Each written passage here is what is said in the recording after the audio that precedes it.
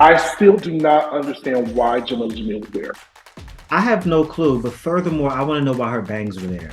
I want every episode. Guys, get ready. Get it. Give me the honey, give me the honey, yeah. Give me the honey, and let me love it, yeah. No, no, no, no, no, no. Yo. What's up, y'all? Welcome back to another episode of Dragon Bitch. Yeah. All I heard was Dora the Explorer. Yeah. Dora.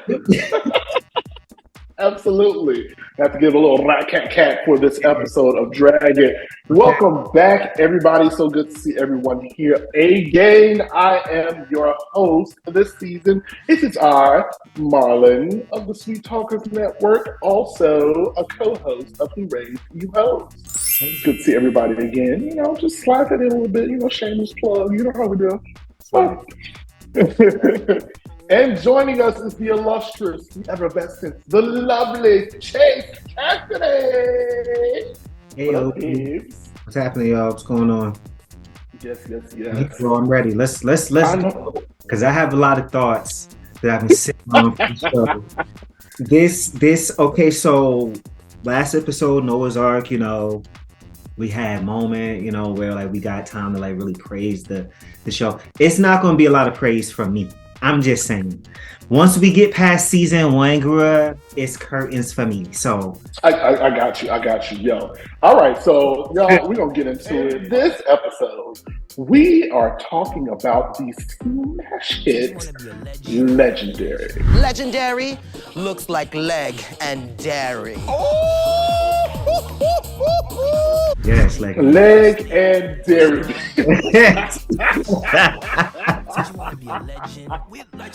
As the self-professed, accomplished, if I can say so myself, ball kid of the Sweet Talkers Network. You want me to bring the receipts? Do I need to bring the receipts, baby girl? Because I got receipts.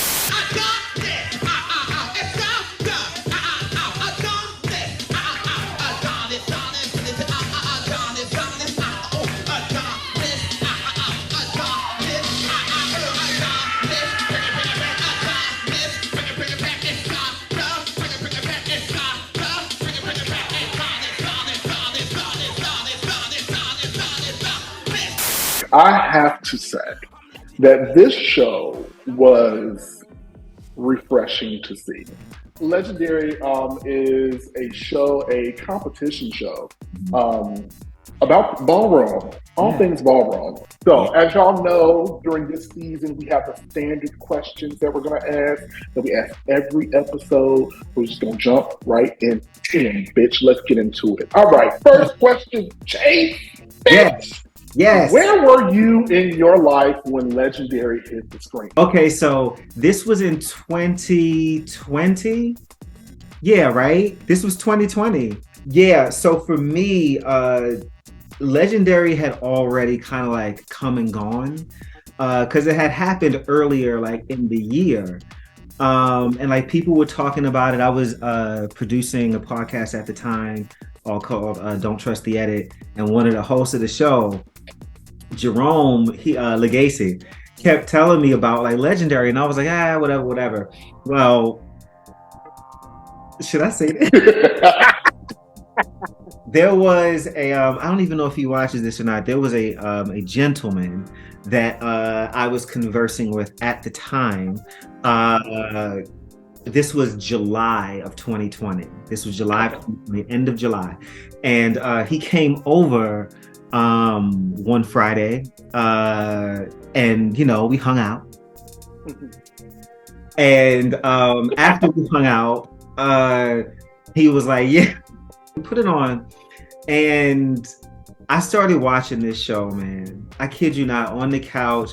I want to say it was, we ate fat. It was burgers and fries. We sitting there eating, Legendary's on, and I'm just like, yo, I am gagging because, oh my God, I recognize her. That's Leomi. I recognize him. That's Deshawn. I knew them from Vogue Evolution back in the day from ABDC because Yes.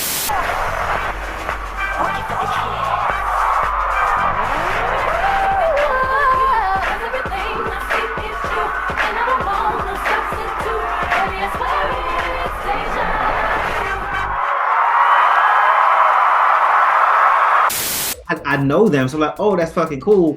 And to see again people like me on the television being celebrated for our culture, not for lifestyle. Y'all can take that word somewhere else. For me, I don't really fuck with that word too heavy.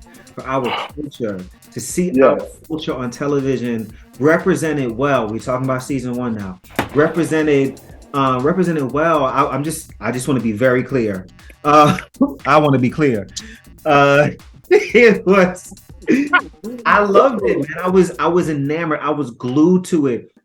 In high school, I danced competitively. I stepped competitively for 3 out of my 4 years, and I was the captain of my squad. The whole thing. I wish I knew what voguing was when I was when I was actually dancing, and so whenever I watch this show or anything like it, I'm like, damn, I just wish. Listen, Ballroom is the epitome of if you know, you know. Say it.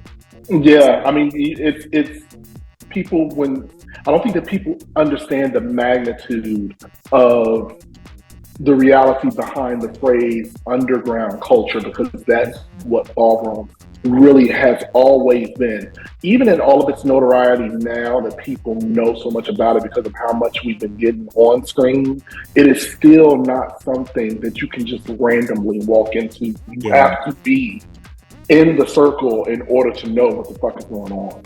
So, 2020. Yeah. That would have put me, wow, 20 years I've been in Ballroom by that point. Wow, okay. Because I've been in Ballroom since 2000. So yes. Crazy shit, right? So I am one of the girls. One of the good. I know this.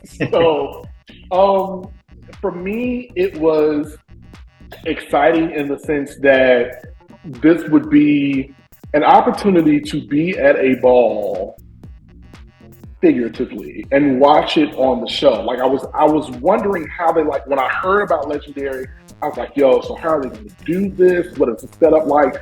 Being a ballroom participant, being an MC of myself, I'm wondering all these things. I'm like, who are they going to pick to be the commentator? What are they going to do? Who's going to be the judges? How are they going to switch them out? Which one of the all of these things are running through my head. The setup was cute.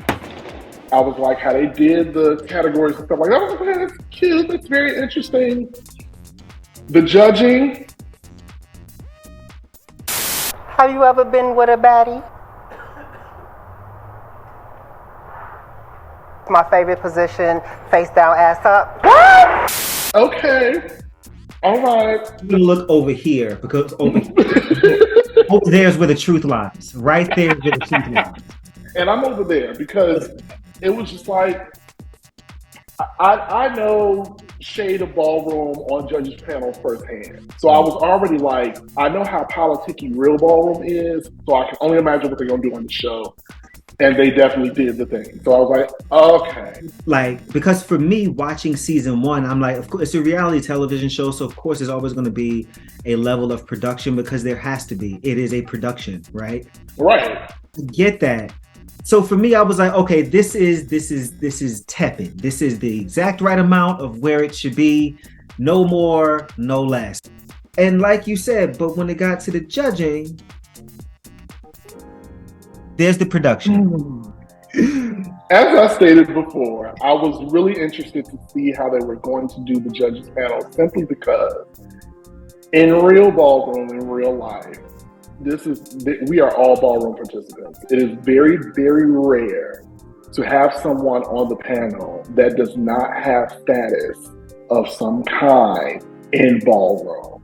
So incorrect. See, Leonie, perfect choice. If she was not on the show, I would have felt some kind of way about it. Leonie, great pick.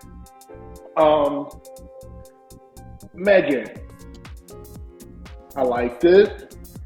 I understood the draw. Yes. Here's a celebrity. Everyone likes her. She's an ally. She's one of the queers. The people love her, all of this stuff. People that know her would like to watch the show just to see how she interacts in this world. It was nice. I like the way that Megan judged. She had her times where I knew the producer was like doing this with her.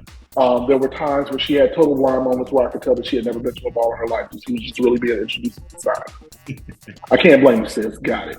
I still do not understand why Jamila Jamil was there. Hello.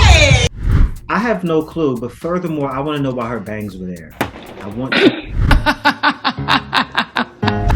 Every episode.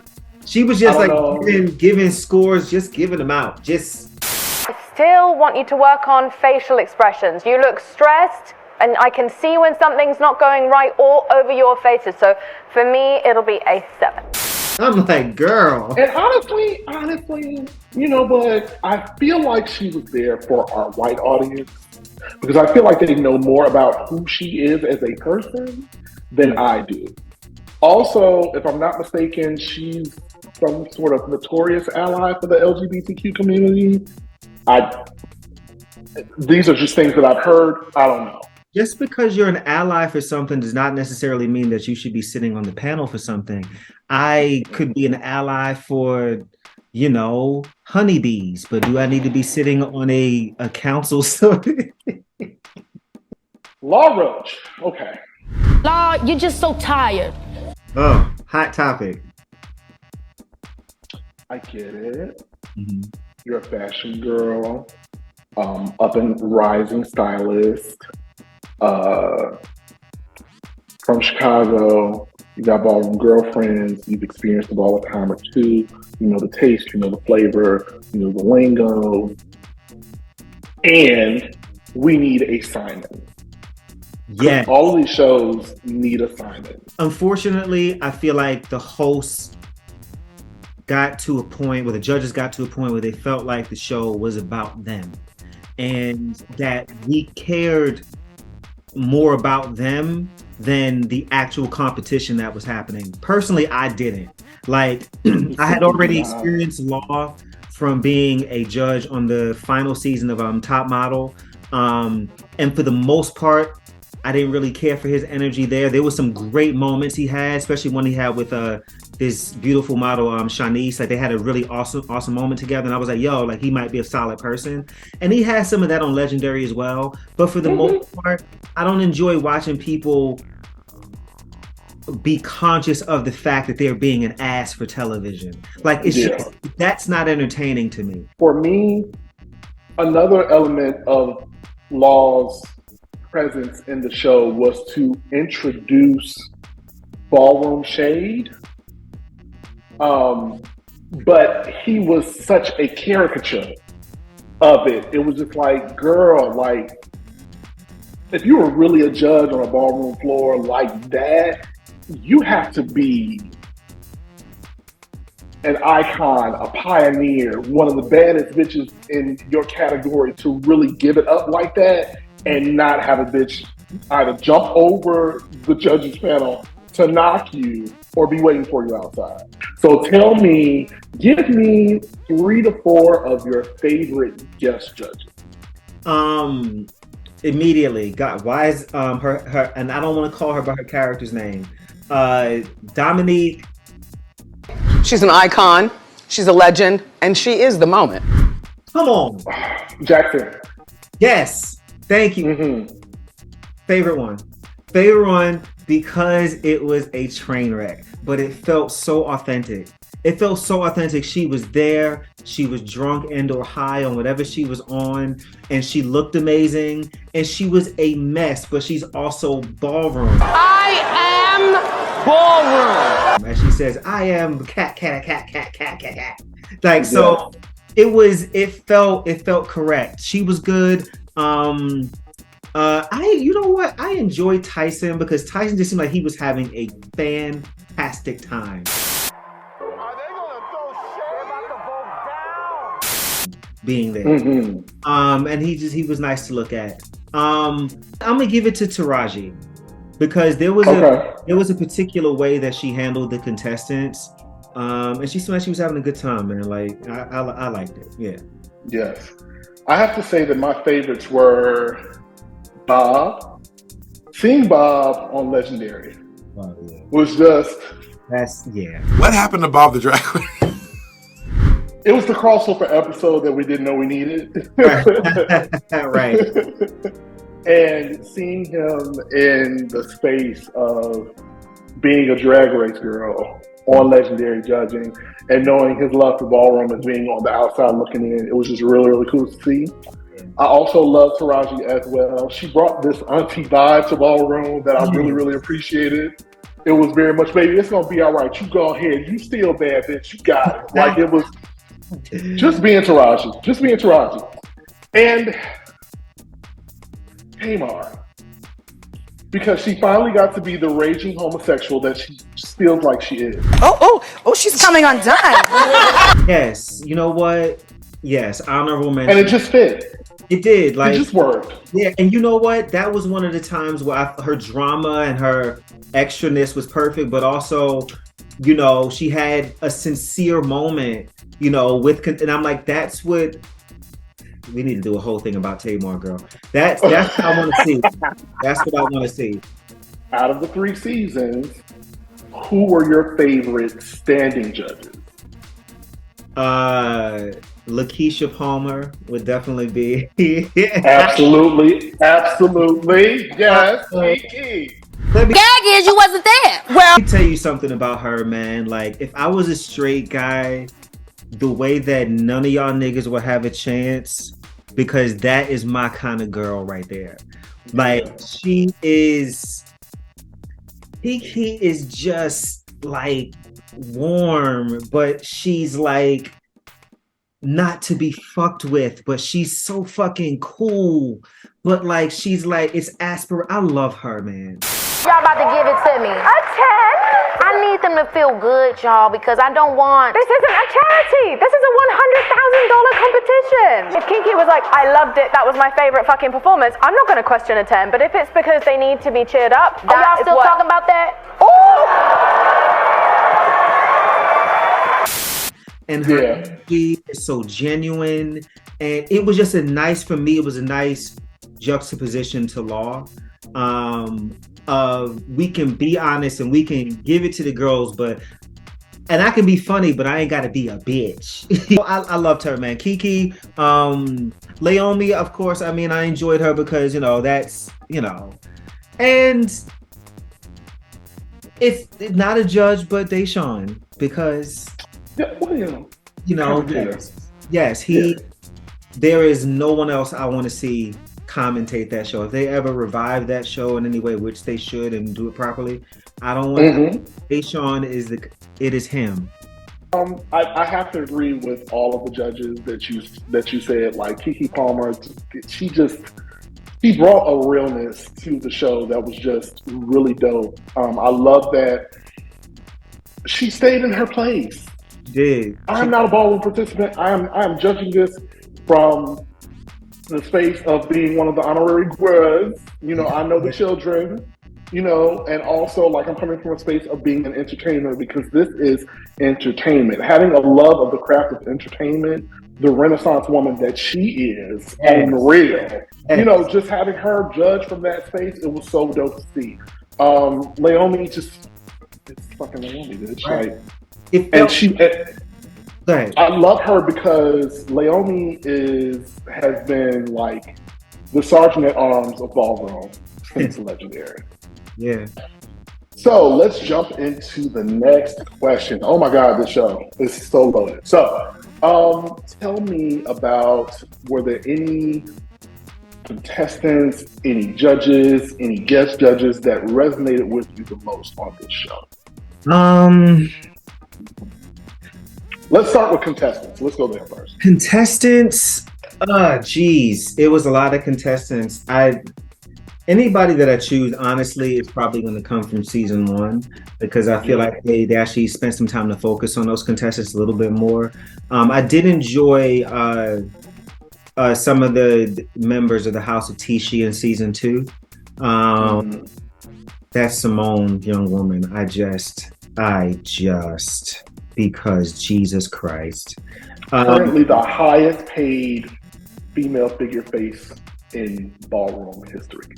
It's insane, man. I've just I don't know, man. I'll say houses. Yes, I can do houses instead of let's do it. I loved I just love the House of Ninja.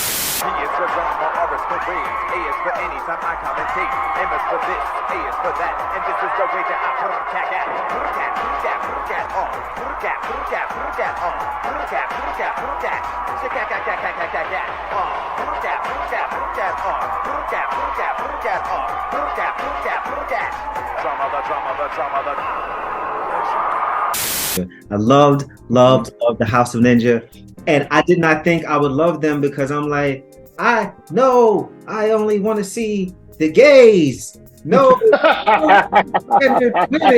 like it was very much that energy. But no, like man, they would just that first performance, they hit the floor and was like, we're gonna drag all 5 of our coochies across this. I connected with that. I love them. I will say it was something about Lan Vin's nerve, man. Just the nerve.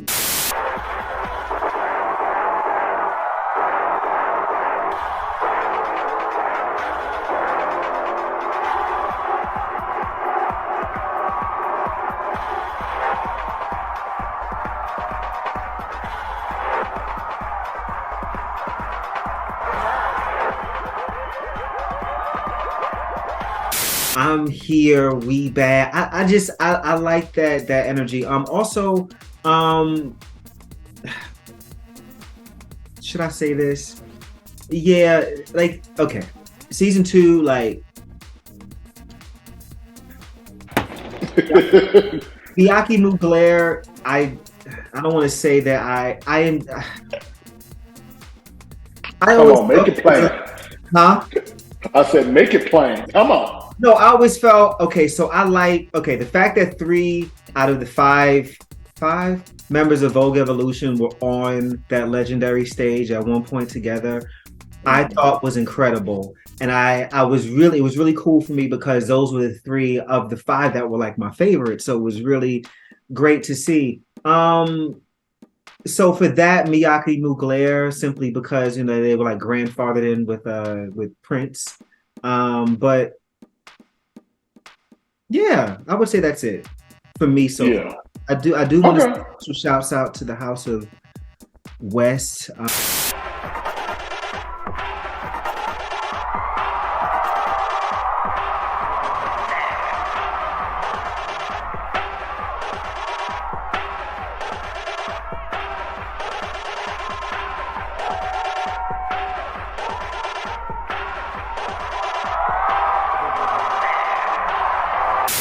In season 1, I just want to say I know they went on to win, but I do not feel like they won that first. House of Balmain won that first. Balmain won that first battle. So resonated for me the most. My house, Escada.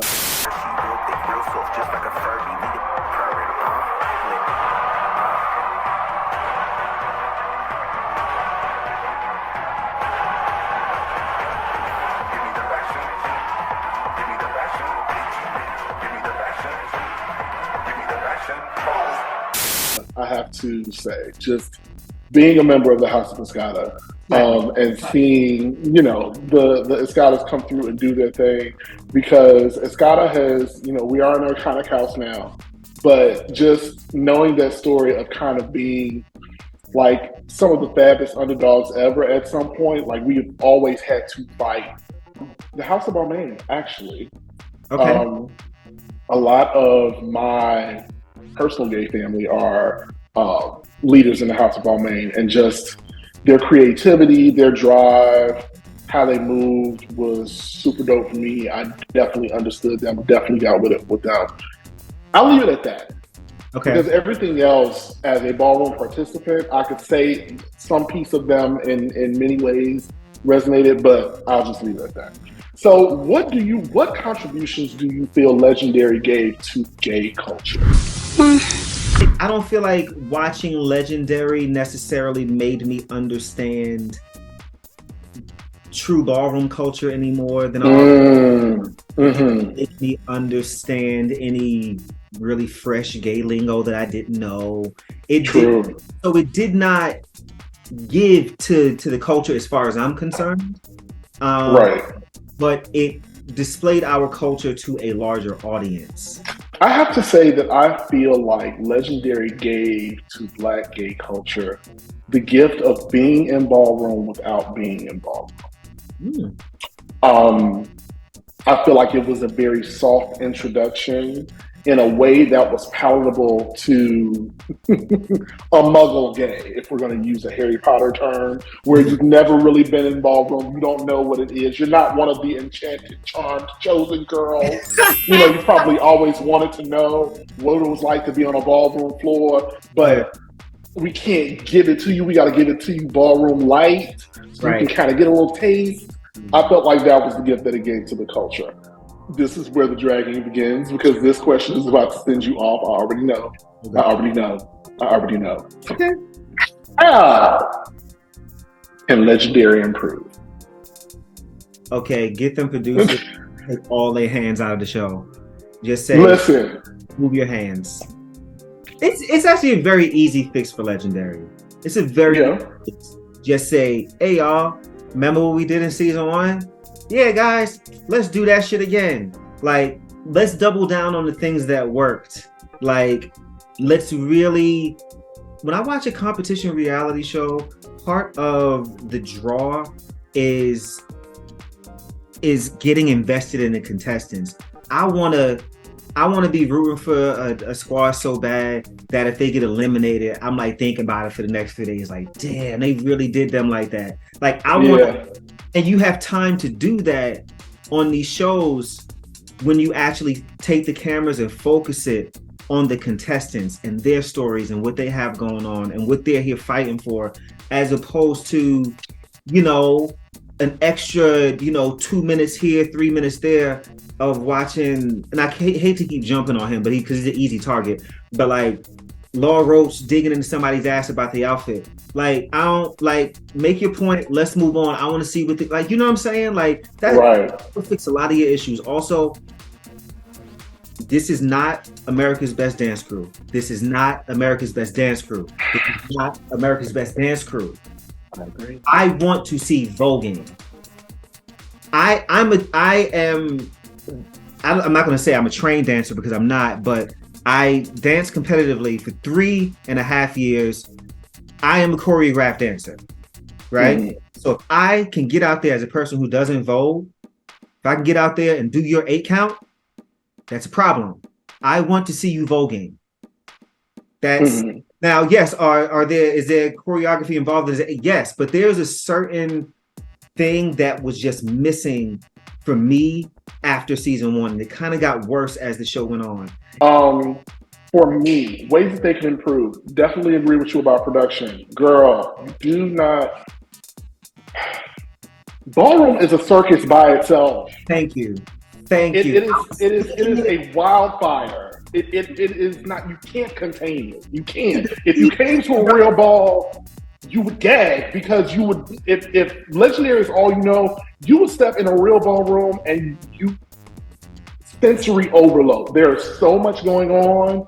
You can't in real ballroom. You can't focus on just one thing. Mm-hmm.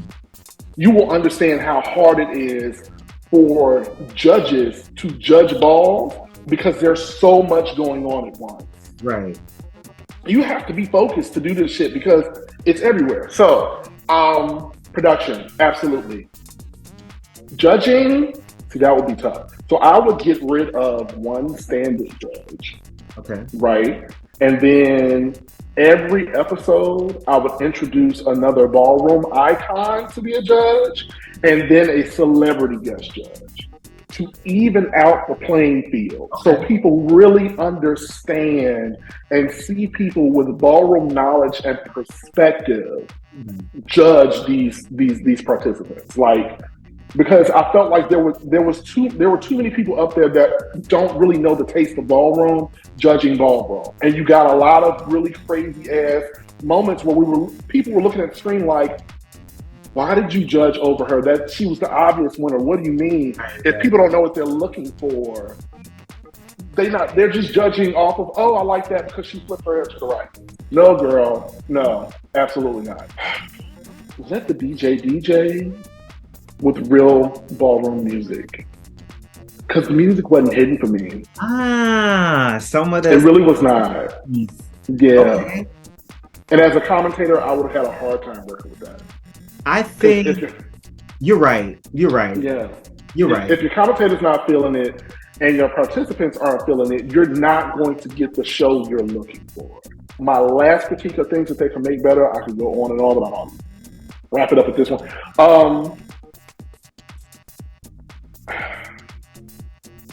Ballroom is not just voguing, ladies and gentlemen. That's true. I know y'all love it. It is fantastic. As somebody that has been voguing since 2020, it is fun to do. But that is not the entirety and totality of ballroom. And I feel like they did a disservice to their audience by centralizing it to something that they just like. You know what I mean? Like, voguing is great, don't get me wrong, but there are also other forms of voguing besides Vogue film. You got old way, you got new way. Like, they didn't really give you the full scope of ballroom by just centralizing themselves on voguing. I really wanted people to really get into what it feels like to experience a face category.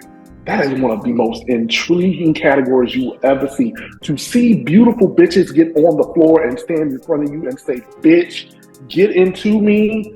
It is, oh my God. And that's fine. Let me just add one quick thing that would make the show better. Come on, get it to me. I want, and they have like wigs that you can bring forward that can cover the, like that.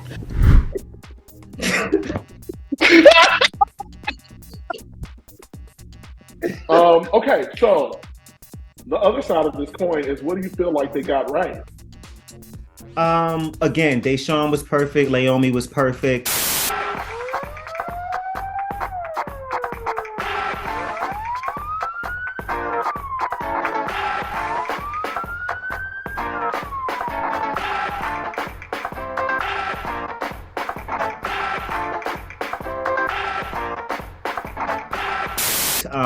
I feel like the spirit of the show in season 1, especially with the way that the battle rounds went, it felt like it was something behind it. The way that I love seeing the houses throw that shade back and forth at each other.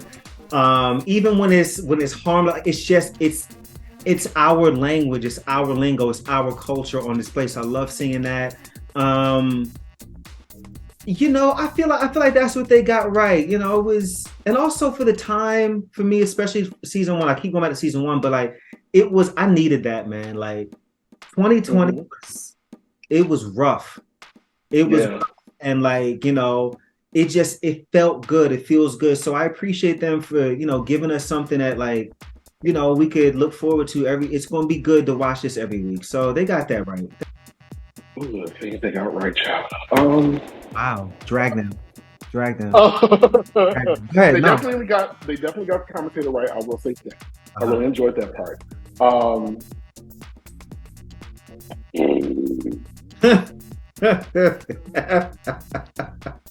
The spirit of the competition, they got right. Mm-hmm. Like, you know, the girls getting out there doing their thing, really being creative and showing you the creativity that they can bring to a floor. Like, throw out a category to a bitch, watch her interpret it in her own way, and then it becomes this really amazing thing. Really like that. Okay. Next question. Who are your favorite fine asses that you saw on Legendary? Who were the sexy ones for you? Oh, man, this is tough, but we're gonna start the list with Deshaun. We're gonna start with him. That is that. Yeah. We noticed that for you. Yes, absolutely. He's so handsome, man. His the structure in his face. I love his nose. I love the way that his body and limbs are just like his skin. He's just fucking hot. Although I am terrified of his penis. Who was the guy in Gorgeous Gucci? Gorgeous Gucci. Jarrell. Yes. Sheesh, what a good looking person he was, or is. Who else? I feel like there were a few more that there was also my man London Escada. He was London has some body up on him, boy. I'm telling you, I was like, ooh. I need you to understand that London is tall. And it takes a lot to be tall and thick, and that's a thick man. He was cute. Oh wait, this was the one.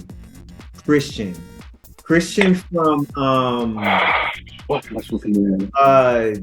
They did not have a good showing. Saint Laurent? Yeah, Saint Laurent. Wow, man. And I recognized him from when I first got on Instagram, like in 2012, when that thing first. He was like, I remember seeing him a lot and be like, wow, this guy is just fucking beautiful. And I'm like, he is real. He really looks like this. I do not particularly, for my taste, care for the stereotypical fine ass. Mm-hmm. Pretty boys are not really my flavor. Acknowledge your beauty, sweetie, but I'm too low. I especially love Shorty Ebony. I love a short boy. Shorty was so cute. I love bite size, yes. So cute. With little thick self. I love it. My reputation tracks with my next one. Benny Revlon, who I don't think you got to see. You probably saw him once because you watched on the first episode of season 3. And I'm going to scold you about that because it was very entertaining. Well, now I get why you stopped. Now, HBO Max. How am I supposed to see it? Miss Max. She's Max now. She dropped her HBO. She thinks she's fancy. But yes, Benny, short chocolate, thick men, they just work for me. And then the whole French thing, I was quick.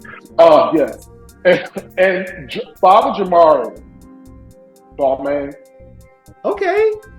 Baby. He is. When we get off, I'm gonna send you some things on the. Yes, send them to me. Yes. I was like, wow. Okay. Another off question. What were some of your favorite moments on Legendary? Oh man, there were a few. A lot of them come down to performances. Yes. Performances, man. Escada's first performance. They're very they came out in the black. The Grand March. Like everything. Their Circus Berserkers.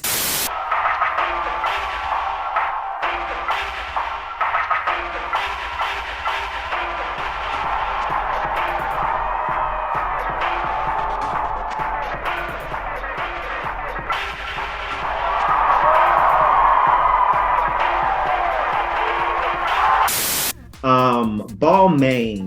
I forget the episode, but they had on. It's the way they entered, and they were just in this white.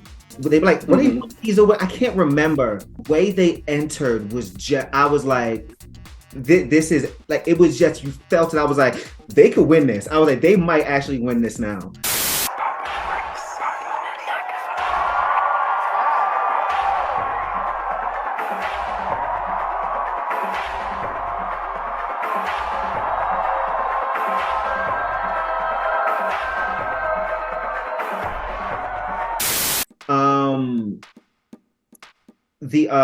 It might have been the Grand March when Lanvin came out. They were in red, and Michaela did that ridiculous leap over. Yeah. It was their Grand March. You're right. I think so. Like Ninja's Grand March. Stupid.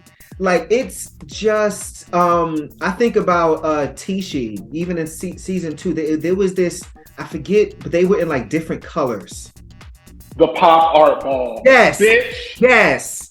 I was like, I can't even handle this. That's when the show lost me. When they got jacked and they got eliminated, that's when I was like, y'all playing. That's like, nah, because they were exceptional. They were exceptional. They were really doing some shit in Peachy. I cannot deny it. Let me not stand here before because I'm not going to disrespect House of Juicy Couture. I'm not going to do that to them. Even though I did not see season 3 like that, I saw them.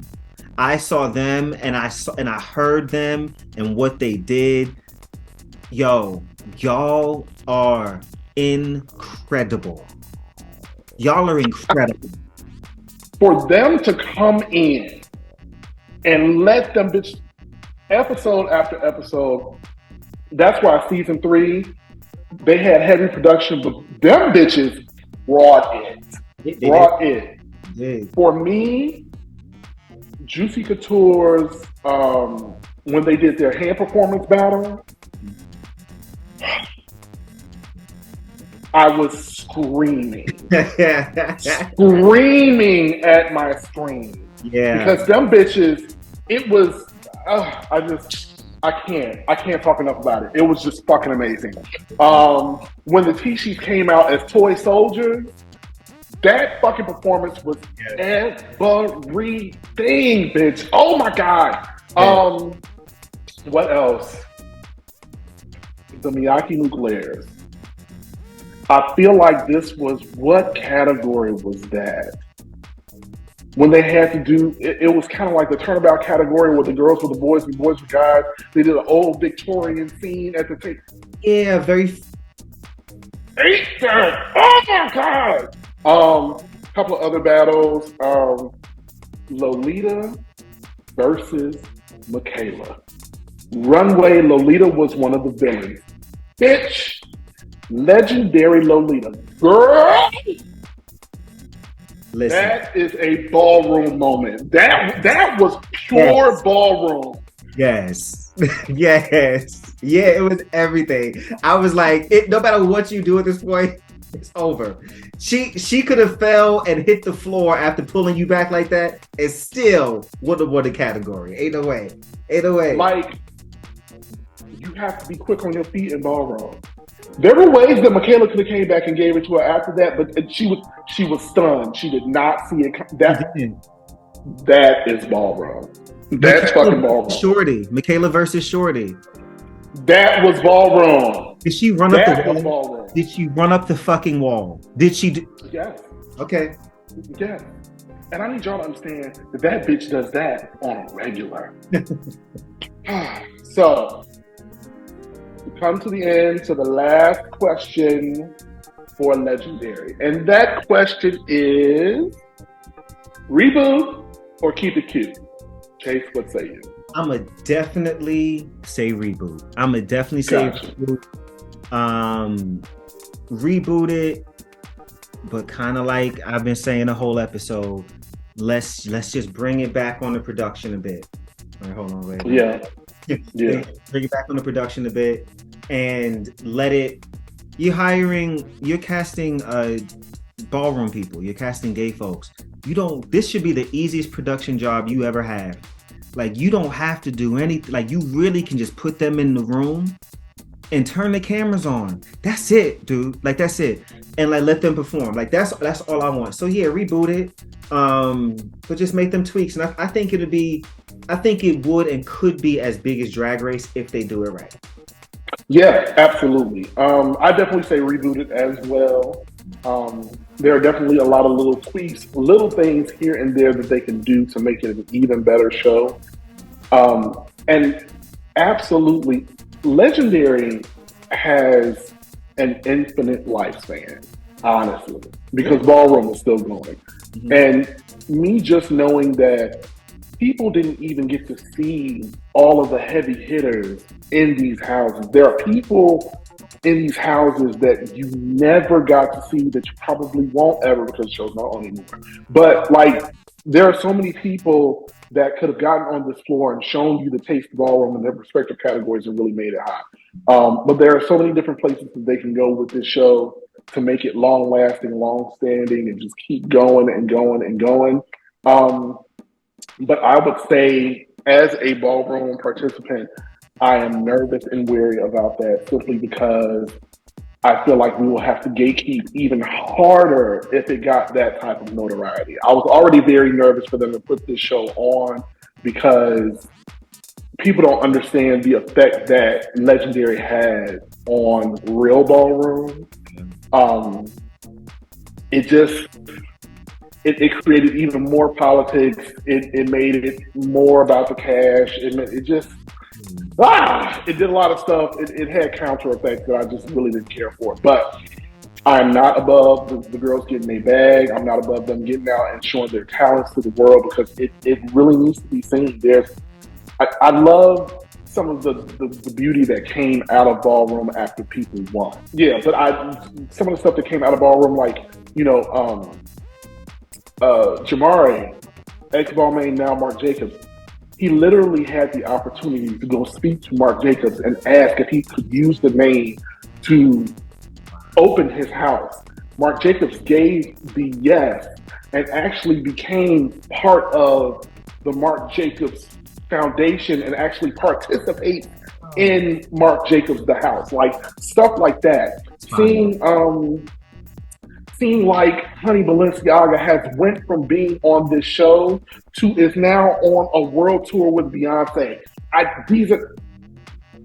love that for my people. I love that. So absolutely those things. I love it. If you reboot it, we would love to see it. Hello out there. We would love to see the show back on, because, girl, you had a hit. What's wrong with you? And that is it for another episode of Drag It, y'all. Thank you for joining us once again. Thank you so much, Chase, for jumping on and talking to me about Legendary. We were both very, very excited for this episode. I just put that out there. Y'all could tell.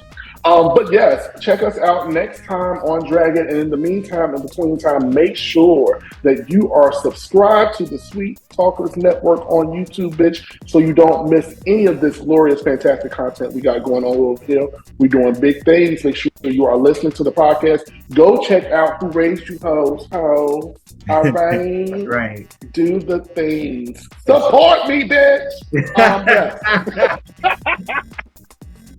Support me, bitch. Support me. Absolutely. But we love y'all. Thank you so much for joining us. Until next time, we will see y'all later. Bye. Want to say to you, I meant to say, I also love penis very much. I know, right? It's a beautiful thing. It really is. It's super fab. I do understand how anyone would not like it. Gosh, to be a heterosexual male, how tragic.